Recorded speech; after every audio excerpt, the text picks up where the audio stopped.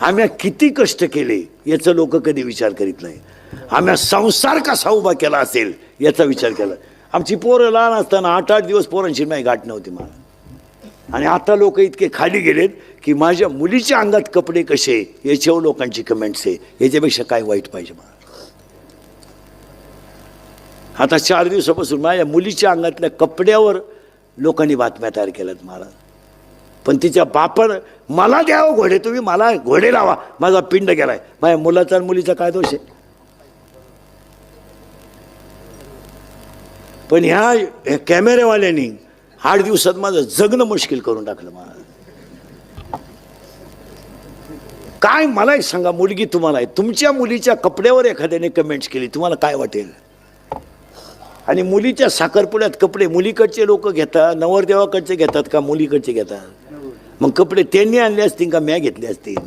मग एवढी तरी क्लिप टाकणाऱ्याला लाज पाहिजे ना. माणूस नालायक असावं पण किती.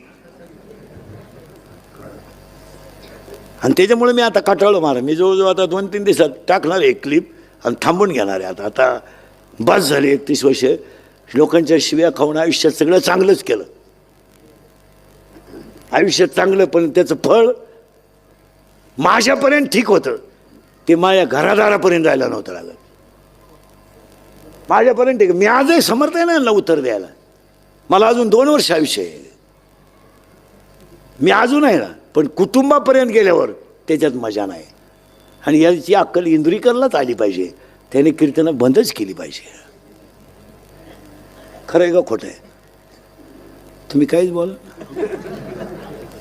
हे त्याने बंद केले पाहिजे. त्याला लाज वाटली पाहिजे की आता कमेंट करणारे लोक बोलायला लागले, आता इंद्रिकडने फेटा ठेवून द्यावा, त्याचं त्याने चांगलं सांगावं.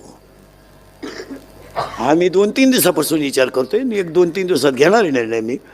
पण ते मजा नाही राहिली त्याच्यात. आता तुम्ही दुसऱ्याला काहीच बोलत नाही ना मला.